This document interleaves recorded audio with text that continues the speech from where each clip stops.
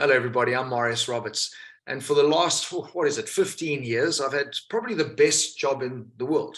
I get to drive all the new cars that come to market, and I get to call that hard work. What is cool about that is it puts me in a pretty unique position to be able to at least provide some advice to you, the consumer out there, when it comes to your purchasing decisions. Probably the question I get asked the most, and it's the most difficult one to answer.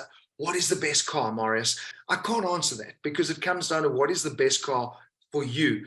I'm going to start with entry-level vehicles because I think this is really important. There's so many people out there that are in a situation now where their kids have left school and they're heading into university, and it's about making that massive decision of buying a first car. And what is quite intriguing is that a lot of my mates in that situation are looking to buy big cars. They want like a big double cab Bakkie because if there is a problem, their daughter or son must be safe.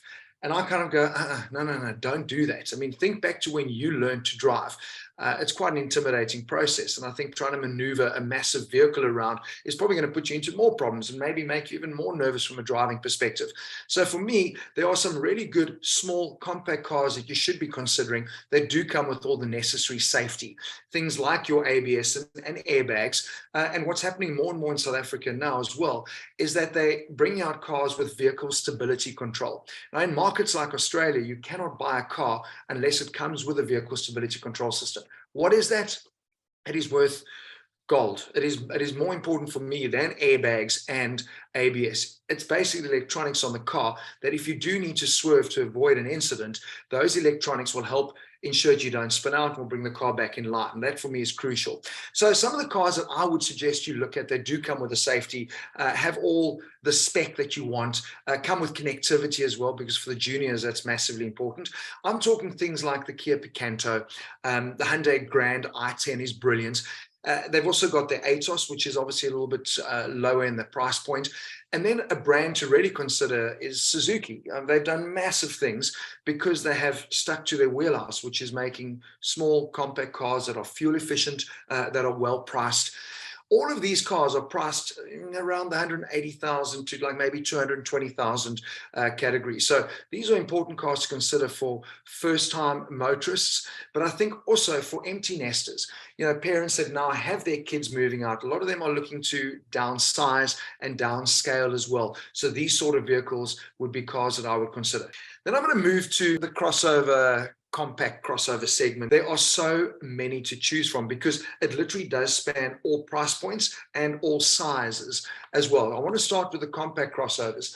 And here for me, vehicles like the Peugeot 2008, brilliant. Kia Seltos, in particular, the diesel, superb. The Haval Jolion, can't leave that off of the list. Just have a look at how many of them are on the road, and there's even a waiting list for them. And then, of course, Toyota's Corolla Cross, a car that came to market last year.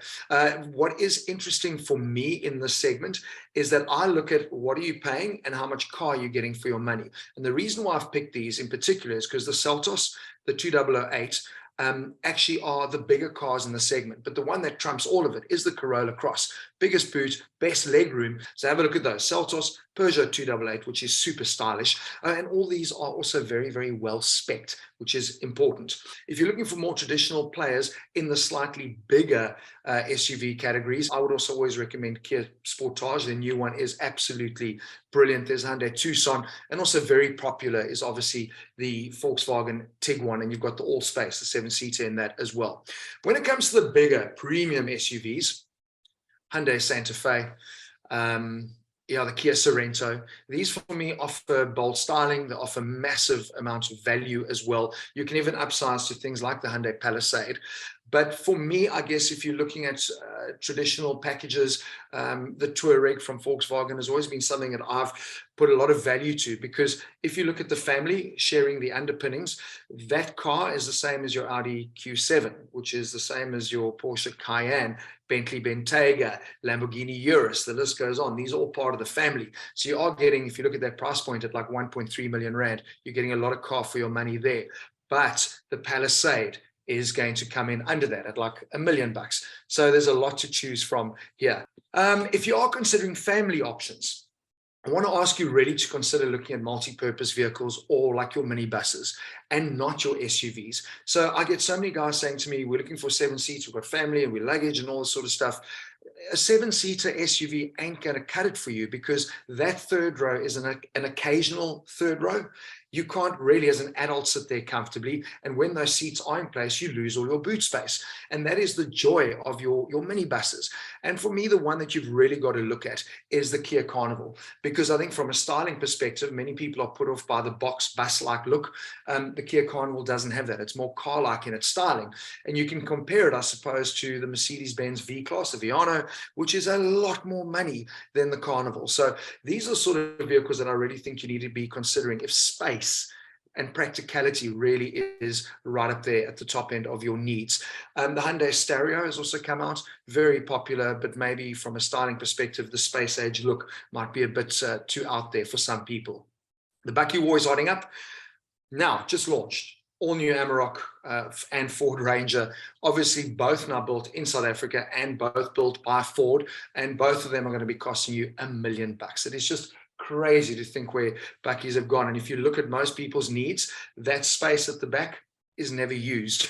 So you're paying a lot of money for an unused area. Obviously, Toyota will always be everyone's favorite. You look at topping sales figures every single month. Pretty interesting to see what happens now with the new Ranger, new Amarok out there. If you are interested in a Bakkie and you're looking for value for money, there are products you can look at, like the JAC T8, Great Wall Motors in terms of what they have with their P series, and then the Mahindra pickup as well. These are Bakkies that I can still understand. 500,000 Rand, yeah, I can live with that, and it's practical. You can use them too. I'm going to wrap up with performance cars, because that's just what I do. I love driving cars that are fast. That's kind of my need. And if you're looking for value for money, old school drivers' cars, Toyota have just launched the GR86. I'm just so glad that manufacturers still make cars like this. Unbeatable. Really is superb value. They've also got their all-wheel drive GR Yaris. Incredible the performance you can get from a Yaris. Amazing. And that car obviously was homologated to compete in the World Rally Championship, which explains why the performance is so massive. So these are vehicles under $1 million that offer you so much driving pleasure. If you go higher up the scale, BMW launched their all-new M2. The previous generation was my ultimate M car. I think they just got the package so right in that, and I'm sure it's only going to be even better. Having driven the standard 2 Series, I think they're going to be on another winner with that. Higher up the price point, if you really love the naturally aspirated sound of a car, then you've got to look at V10, you've got to look at Audi R8. Obviously, a sister car would be the Lamborghini Huracan, but you're going to get more value with your R8. Superb car. If you want the sound of a V12, there is nothing better than the Aston Martin Superleggera DBS. Had the pleasure of driving that in the UK. It is... yeah, that thing punches you. It looks so refined, so everyday happy driving GT style, and then it literally obliterates you when you put your foot down. Amazing car. And then, of course, for me, pure track cars, McLaren 600 Longtail, superb. But I think if I had to pick a performance car right now, Porsche GT3 RS, nothing better than that. These cars obviously are bank breakers, but they're the cars that put smiles on your faces as well.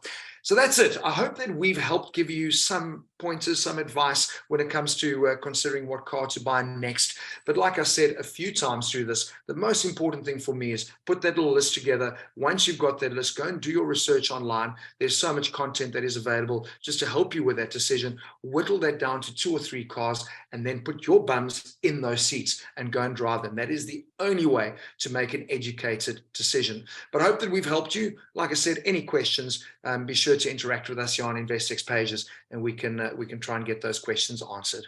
Thanks for your time.